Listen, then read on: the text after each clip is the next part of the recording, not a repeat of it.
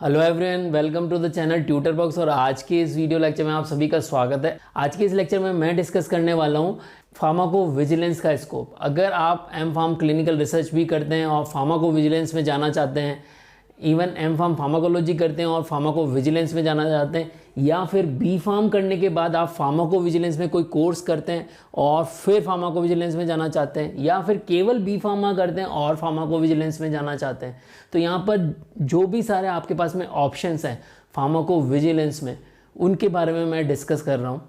तो अब देखिए, फार्माकोविजिलेंस की तो मैंने पूरी सीरीज़ चलाई है, तो मैं ये नहीं बता रहा हूँ कि आपको फार्माकोविजिलेंस क्या है, बट इन शॉर्ट मैं आपको बता देता हूँ कि फार्माकोविजिलेंस में हम ड्रग सेफ्टी और साइड इफ़ेक्ट और ड्रग की इफिकेसी को चेक करते हैं, क्लिनिकल ट्रायल से पहले भी और क्लिनिकल ट्रायल्स के बाद भी। ठीक है, तो यही सब कुछ काम इसमें किया जाता है। तो सबसे पहले बच्चों का यही क्वेश्चन रहता है कि फार्माकोविजिलेंस में हमें जॉब किस तरह के मिलेंगे, क्या क्या हमारी डेजिग्नेशन रहेगी। तो देखिए, जनरली फार्माकोविजिलेंस में 4 से 5 तरह का आपको जो है वर्क करने को मिलता है। इसमें सबसे पहला जो होता है, आपको जो काम करने को मिलेगा वो ICSR का होगा। जो फ्रेशर्स होते हैं उनको ICSR की फॉर्म फिलिंग करनी होगी। ICSR क्या है? Individual case safety report. ये मैंने आप लोगों को ICSR का लेक्चर भी दिया है, तो उसमें भी आप जाके देख सकते हो डिटेल में ICSR क्या है। तो पहला हमारा हो गया ICSR। सेकेंड हमारा हो गया एग्रीगेट रिपोर्टिंग। जो आपको काम करना होता है वो एग्रीगेट रिपोर्टिंग का करना होता है। अब एग्रीगेट रिपोर्टिंग में क्या है कि मतलब काफ़ी टाइम का जो डाटा होता है, जैसे 3 महीने 6 महीने का डाटा है, तो इंडिविजुअल का एडवर्स इवेंट नहीं लेंगे हम, काफ़ी सारी पॉपुलेशन का डाटा लेंगे, इसीलिए उसको एग्रीगेट रिपोर्टिंग बोला गया है। तो एग्रीगेट रिपोर्टिंग में होता क्या है? DSUR, PSUR, पेडर और पेब्रर। तो ये सब DSUR, PSUR, इन सब के लेक्चर मैंने अलग अलग से दे रखे हैं, आप आई बटन से देख सकते हैं, वहाँ पर मैंने लिंक भी दिए हैं, इनकी डिटेल आप देख सकते हैं। तो सेकंड हमारा जो वर्क हो गया वो एग्रीगेट रिपोर्टिंग का हो गया। थर्ड जो हमारा वर्क होता है इसके अंदर सिग्नल डिटेक्शन का। सिग्नल डिटेक्शन होता क्या है बेसिकली, जैसे कि यहाँ पर हमारे पास में कोई प्रोडक्ट है, प्रोडक्ट के बाद हमारे पास में पेशेंट है, पेशेंट के बाद आपका क्या हो गया? एडवर्स इवेंट हो गया, और एडवर्स इवेंट के बाद में आपकी रिपोर्टिंग हो गई।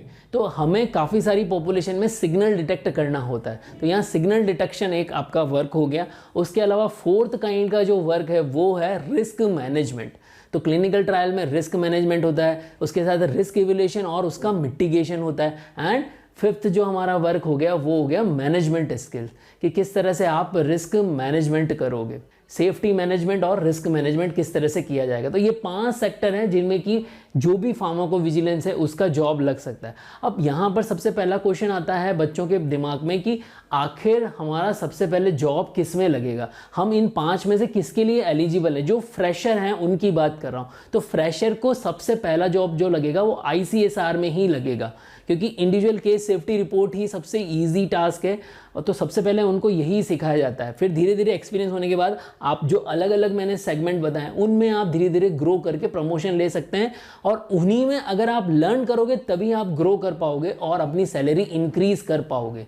तो जो इनिशियल आप फ्रेशर हो और ICSR में आप गए हो, तो ICSR में क्या होता है बेसिकली, ICSR में आपको एक फॉर्म फिल करना होता है। जैसे आप सिंपल गूगल का फॉर्म होता है या और कोई फॉर्म हो गया, तो यहाँ पर भी जो डाटाबेस होता है वहाँ पर आपको पेशेंट का डाटा जनरेट करना होगा, मतलब पेशेंट का पहले लॉगिन बनाना होगा, ठीक है, और उसके बाद उसकी डिटेल आपको फिल करनी होगी। इसके लिए पहले तो आपको reading of the medical record करना होगा, फिर नरेटिव राइटिंग आपको पता होनी चाहिए, और उसके बाद आपको MED-DRA जो डिक्शनरीज हैं या फिर WHO-DD कोडिंग जो है ये सब कुछ आना चाहिए। और उसके बाद आप लोगों को आर्गस और एरिस जो सॉफ्टवेयर है फार्माकोविजिलेंस के, उनके बारे में आना चाहिए। तो ये वर्क फ्लो मैंने आप लोगों को बता दिया ICSR का। पहले लॉगिन होगा, उसके बाद मेडिकल रिकॉर्ड की रीडिंग होगी, फिर नरेटिव राइटिंग होगा, उसके बाद में MED-DRA और WHO-DD कोडिंग होगी, और उसके बाद में आप जो हैं वो सॉफ्टवेयर में फिल करेंगे। तो ये सारा प्रोसेस हो गया।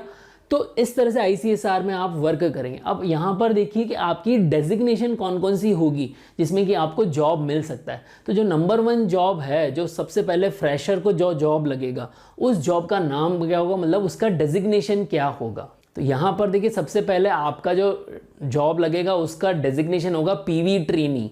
पीवी ट्रेनी या फिर पीवी स्पेशलिस्ट, दोनों में से अलग अलग ऑर्गेनाइजेशन में अलग अलग होता है, बट पीवी ट्रेनी हम कह सकते हैं कि पीवी ट्रेनी आप लग जाएंगे। पीवी ट्रेनी के बाद आप बन जाएंगे पीवी साइंटिस्ट, पीवी साइंटिस्ट के बाद आप बन जाएंगे ड्रग सेफ्टी एसोसिएट, और उसके बाद आप जो बनेंगे signal detection and risk management associate, and finally safety management associate. तो इस तरह से अलग अलग पोस्ट होती हैं। इन पोस्ट में आप सबसे पहले आप पीवी ट्रेनिंग ही बनेंगे और उसमें आईसीएसआर का ही वर्क करेंगे। तो यहाँ पर आप देखिए, ये मैंने आपको डेजिग्नेशन भी बता दिए और वर्क फ्लो भी बता दिया। अब यहाँ पर देखिए बेसिक सैलरी आपकी क्या होगी। तो देखिए कुछ कंपनी होती है जैसे इसमें सीआरओ भी वर्क करते हैं, आईटी कंपनीज भी वर्क करती है और मल्टीनेशनल कंपनीज भी वर्क करती हैं। तो यहाँ पर देखिए जनरली जो आईटी कंपनीज हैं और केपीओज हैं वो जो भी वर्क कर रहे हैं वहाँ पर इनिशियल सैलरी आप लोगों का जो आईसीएसआर में जो इनिशियल ट्रेनी लगा है उसका जो स्टार्टिंग पैकेज होगा वो अगर सिंपल बी फार्मा करके ही आप लगें तो आपका 2.5 लाख से स्टार्ट हो जाएगा और फर्दर धीरे धीरे आपका ग्रोथ होती जाएगी। इनिशियली अगर आपका 2 साल का आईसीएसआर जो पीवी ट्रेनी की पोस्ट है उसका आपको एक्सपीरियंस है 2 साल का, और आपने धीरे धीरे ये लर्न कर लिया कि रिस्क मैनेजमेंट और एग्रीगेट रिपोर्टिंग किस तरह से की जाती है। आप अगर पीएसयूआर, डीएसयूआर और पेबर और पेड्रर को भरना सीख गए हैं तो फिर आप इनिशियल जो कंपनी के अंदर ही इंटरनल रिक्रूटमेंट होते हैं उन्हीं में आप खुद अपना जो है अप्लाई करिए, और आपकी नॉलेज होगी तो कंपनी प्रोफेशनल आपको जानते होंगे कि इस पर्सन के अंदर नॉलेज है तो वो आपका रिक्रूटमेंट उसमें कर देंगे। तो सीधा आपका 2.5 और 3 लाख से जो जंप है वो आपका 5 लाख तक लग जाएगा। अब आप जो एग्रीगेट रिपोर्टिंग वाला वर्क है उसमें अगर आपने 2 साल और काम किया और उसके बाद आप क्या कर सकते हो, उस कंपनी से फिर दूसरी कंपनी में स्विच कर जाओ। तो अगर वहाँ आप स्विच कर जाते हो तो फिर आपका 20 to 40% हाइक लग जाता है। तो आप सीधा जो है काफ़ी 6 to 7 लाख की जो है सैलरी है वहाँ पर पहुँच जाओगे आफ्टर 4 ईयर ऑफ एक्सपीरियंस। और यहाँ पर फर्दर और आपको एक्सपीरियंस हो जाता है तो हायर एंड हायर जो डेजिग्नेशन मैंने बताई आप वहाँ पर पहुँचते जाएंगे और फर्दर एसोसिएट डायरेक्टर की पोस्ट पर भी पहुँच जाएंगे 8 से 10 साल के अंदर। तो अलग अलग कंपनी में आप स्विच कर सकते हैं। अब यहाँ पर देखिए फार्माकोविजिलेंस का बेनिफिट क्या है, जिन लोगों को रिसर्च वर्क करना अच्छा नहीं लगता, केवल कंप्यूटर पर वर्क करना अच्छा लगता है, उनके लिए काफ़ी अच्छा जॉब है, क्योंकि यहाँ पर आपको जनरली कंप्यूटर्स पर ही वर्क करना है, सॉफ्टवेयर पर वर्क करना है, पीवी के जो सॉफ्टवेयर हैं उन पर वर्क करना है। तो आपको इसकी स्किल आनी चाहिए। तो यहाँ पर जो स्किल आपको रिक्वायरमेंट है वो क्या है, सॉफ्टवेयर पे वर्क आपको आना चाहिए, साइंटिफिकल मेडिकल रीडिंग आपको आनी चाहिए, मेडिकल रिकॉर्ड्स की रीडिंग आनी चाहिए, किस तरह से रिकॉर्ड फिल होगा वो आपको आना चाहिए, मेडिकल नॉलेज आपको होनी चाहिए और लेबलिंग की नॉलेज आपको होनी चाहिए। तो ये इस तरह के स्किल आपको रिक्वायर्ड है। अब देखिए यहाँ पर कंपनी कौन कौन सी हैं जो रिक्रूट करती हैं। तो देखिए यहाँ पर आईटी कंपनी की मैं बात कर रहा हूँ तो आईटी कंपनी में टीसीएस हो गया, विप्रो हो गया, कॉग्निजेंट हो गया, टेक महिंद्रा हो गया, असेंचर हो गया, जेनपैक्ट है, WNS है, वैल्यूसर्व है, IQVIA है, परएक्सेल है, बायोक्लिनिका है। तो काफ़ी सारे ऑर्गेनाइजेशन है, मैं यहाँ लिस्ट भी दी है, उस लिस्ट में देख लीजिए, मैंने कुछ ही नाम बोले हैं पर लिस्ट काफ़ी बड़ी है। तो ये काफ़ी अच्छे ऑर्गेनाइजेशन में, ये आईटी कंपनी में जॉब की क्वालिटी, वर्क प्रोफाइल और वर्क कल्चर काफ़ी अच्छा होता है और सैलरी हाइक भी अच्छी लगती है। तो ये काफ़ी अच्छा सेगमेंट है। तो यहाँ पर आई होप आप लोगों को समझ में आया होगा कि कौन कौन सी कंपनीज़ हैं। ये तो मैंने आईटी कंपनीज़ बताई, इसके अलावा जैसे कि नोवार्टिस हो गई या और जो मल्टीनेशनल कंपनी है उनके खुद के भी विजिलेंस सेंटर है, तो आप वहाँ पर भी वर्क कर सकते हैं। जो भी इंडिया में मल्टीनेशनल कंपनी अगर उन्होंने अपना सेंटर इस्टेब्लिश किया हुआ है, जैसे एस्ट्राजेनेशिया या नोवार्टिस है, तो उनके खुद के भी सेंटर्स हैं, तो वहाँ पर भी आप लोगों को विजिलेंस की जॉब मिल जाएगी। आई होप आप लोगों को जो चीज़ मैंने बताई कि यहाँ पर कौन कौन से सेगमेंट हैं उसमें जॉब मिलेगी, फ्रेशर को कहाँ जॉब मिलेगी और कौन कौन सी डेजिग्नेशन जो हैं उन पर जॉब मिल सकती है, सैलरी क्या है वो आपको पता लग गया और कंपनी कौन कौन सी हैं और इसके साथ साथ आपको क्या स्किल रिक्वायर्ड है। तो ये सारी चीज़ें मैंने आप लोगों को कवर की है। इसके नेक्स्ट लेक्चर में मैं आप लोगों से पीवी के लिए जो इंटरव्यू की जो प्रिपरेशन होती है वो किस तरह से करनी है वो उसके बारे में मैं आपको कुछ टिप्स दूंगा। तो यहाँ पर जाने से पहले एक बात कहूँगा कि जिन्होंने भी अब तक चैनल को सब्सक्राइब नहीं किया वो चैनल को सब्सक्राइब जरूर कर लें। और आई होप अगर आप लोगों को ये लेक्चर अच्छा लगा है, इसका कंटेंट अच्छा लगा है, तो इस लेक्चर को ज़्यादा से ज़्यादा बच्चों तक शेयर करें। जय भारत, जय हिंद।